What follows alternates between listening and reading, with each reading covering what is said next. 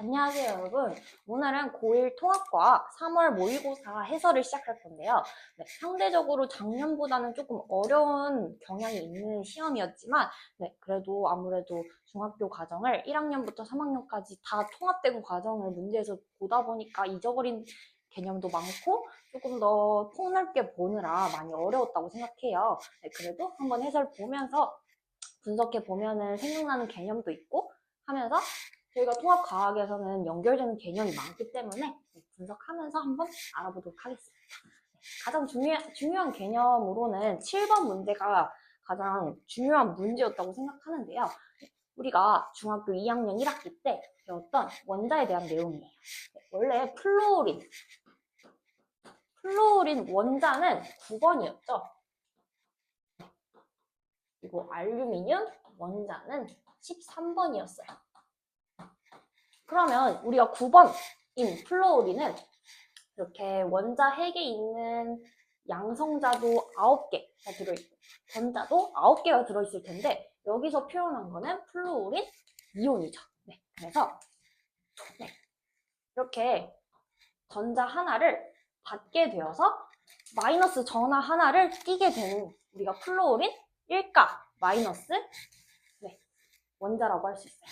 그 다음에 알루미늄은 13번이기 때문에 전자도 13개 그리고 양성자의 개수도 13개 있을 텐데 여기에서 13개 중에서 3개를 여기다가 버려서 우리가 이렇게 알루미늄 3가 양성자 이온이 되었다고 우리는 배워봤죠. 그래서 옥텟 규칙에 따라서 바깥쪽 최외곽 전자가 8쌍이 꽉 채워져 있어야 원자가 안정된다고 느끼기 때문에 이렇게 전자 하나가 없게 되면은 7개만 있으면 꽉 채워지지 않죠. 그래서 어디에서 전자 하나를 받게 되면은 이렇게 꽉 채워진 안정된 플루오린 이온 상태가 된다. 그리고 3개 있을 때는 이 3개를 없애는 게 우리가 안정된다고 느끼겠죠? 없애는 게 더욱 우리가 없애는 게 이 최외곽 전자를 꽉 채우는 게 더 편하기 때문에 이 3개를 빼면은 우리가 안정된 알루미늄 3가 양성자 이온이 된다라고 배웠습니다. 2학년 1학기 때. 그래서 우리가 통합과학에서는 기억, 니은, 디귿, 선지 문제가 잘 활용되는데요. 그러면서 우리가 기억, 니은, 디귿, 선지를 분석해 보면서 한번 알아보도록 하겠습니다. 그러면 플루오린 원자, 이거는 이온이 아니라 원자죠. 원자는 9번이니까 전자가 9개 있겠구나 라고 생각하면 되는데 전자 수가 11개래요. 그러면 틀렸겠죠. 그리고 니은, 알루미늄 원자가 전자 3개를 잃으면 알루미늄 3가 양성자 이온이 된다. 이렇게 전자 3개를 잃어서 이렇게 우리 옥텟 규칙 최외곽 전자의 전자 개수 8개를 꽉 채운 안정된 상태를 이루게 되기 때문에 전자 3개를 잃으면 플러스 3가 양이온이 된다. 맞는 설명이에요. 전자를 잃었기 때문에. 그 다음에 디귿, 원자 핵의 전하량은 알루미늄 원자 13번이죠. 그럼 13번에는 양성자도 13개 플러스 13을 띄고 있고 그 다음에 플루오린 원자는 9번이기 때문에 양성자 플루오린도 플러스 9를 띄고 있겠죠. 그러면 플러스 9가 플러스 13이 플러스 9보다 크다. 이거 너무 맞는 설명이겠죠. 그래서 문제의 답을 체크한다면 니은, 디귿의 선지가 있는 우리는 4번을 선택하면 되겠습니다. 11번 문제 해설하겠습니다. 3학년 1학기 때 배운 감각기관에 대한 문제였죠. 그러면 우리 한번 눈에 대해서 어떤 역할을 하는, 어떤 기능을 하는 어떤 곳인지 한번 분석해 보도록 하겠습니다. 먼저 사물이라는 게 가장 먼저 빛으로 맞닿는 곳. 이 부분은 우리가 각막이라고 했죠.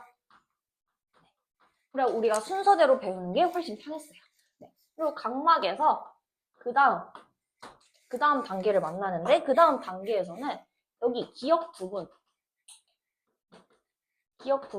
크기를 조절하는 이쪽 부분은 동공이었고요. 네, 동공의 크기를 조절하는 홍채. 그러면 기억은 홍채가 되겠죠? 네. 그 다음에 세 번째 단계로는 수정체를 만났어요. 그래서 니은은 우리가 수정체라고 할 수 있겠고, 이 수정체의 크기를 조절하는 이 파란색 부분은 우리가 선모체라고 배웠습니다. 그리고 우리가 눈 안에 있는 거는 수정체랑 헷갈리면 안 되죠? 이쪽 부분은 유리체라고 했었고, 우리가 물체가 여기 빠져나가는 곳에 맺히면 우리가 물체가 안 보였죠. 그래서 우리가 이쪽을 맹점이라고 불렀고요. 여기에 우리가 신경이 맺히면은 시각신경이 이렇게 도달해서 뇌 쪽으로 가서 이게 어떤 물체구나를 인식하는 역할을 했어요. 네, 그래서 우리가 감각기관에서 가장 중요한 눈에 대해서 출제가 되었는데요. 네, 그럼 또 한번 기억, 니은, 디귿, 선지 한번 분석해 보도록 하겠습니다. 네, 기억은 아까 홍채였죠. 네, 홍채는 아까 동공의 크기를 조절하는 동공 양 옆에 있는 친구였습니다. 네, 그래서 홍채가 줄어들면은 동공은 커지고 홍채가 길어지면은 동공은 작아지는 역할을 하겠죠. 그래서 홍채는 동공을 통해 들어오는 빛의 양을 조절한다. 맞는 말이죠.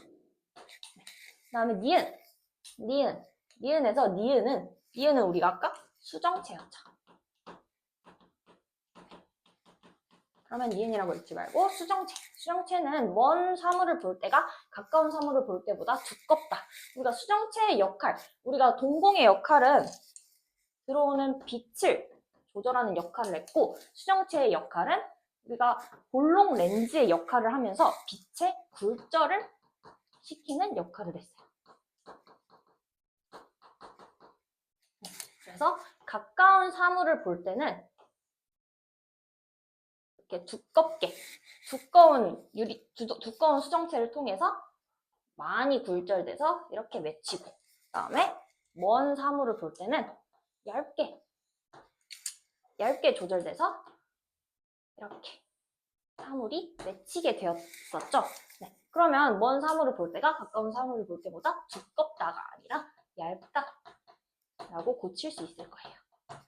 그래서 니은은 아니다 라고 할 수 있겠죠. 네. 그리고 디귿, 시각세포가 받아들인 자극은 디귿으로 전달된다. 우리가 빛을 통해서 각막이 맺히고 그 다음에 동공을 통해서 수정체에서 빛의 굴절이 이루어지고 유리체를 통해서 시각세포를 만나서 우리가 뇌에서 이게 어떤 빛이구나, 어떤 물체구나를 인식하는 역할을 했다. 그래서 디귿으로 전달된다는 맞는 설명이 될 것입니다.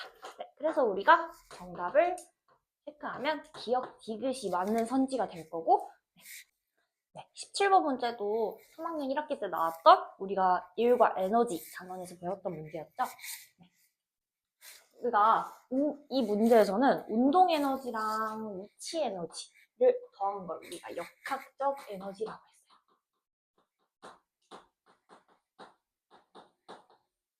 네. 그럴 때 우리가 위치 에너지는 9.8 곱하기 m 곱하기 h라고 배웠었고, 네. 그리고 운동 에너지는 2분의 1 m 곱하기 v 제곱 질량 곱하기 속력의 제곱이라고 배웠었죠. 네. 그래서 이거를 R이랑 R에서의 역학적 에너지와 Q에서의 역학적 에너지와 P에서의 역학적 에너지가 같다라고 해서 풀어도 되지만, 여기 이 문제에서는 너무 쉽게 풀리는 문제였어요. 네. 여기 Q에서의 에너지가 9이고 네. 에너지가 9만큼 쓰이고 P에서의 에너지는 에너지 1개만큼 쓰인대요. 네. 근데 높이 차이가 여기가 H 차이가 날 때 얼마나 에너지 차이가 8의 에너지만큼 쓰였죠. 네. 그러면 우리가 Q에서 R로 갈 때는 높이 차이가 이 H만큼의 차이가 발생했기 때문에 H만큼 높이 차이가 발생할 때는 8, 2만큼 쓰였으니까 이 H만큼 높이 차이가 쓰이면 16 에너지가 쓰이겠구나를 이렇게 판단할 수 있겠죠. 네, 그래서 정답은 16E라고 정답을 체크할 수 있겠습니다.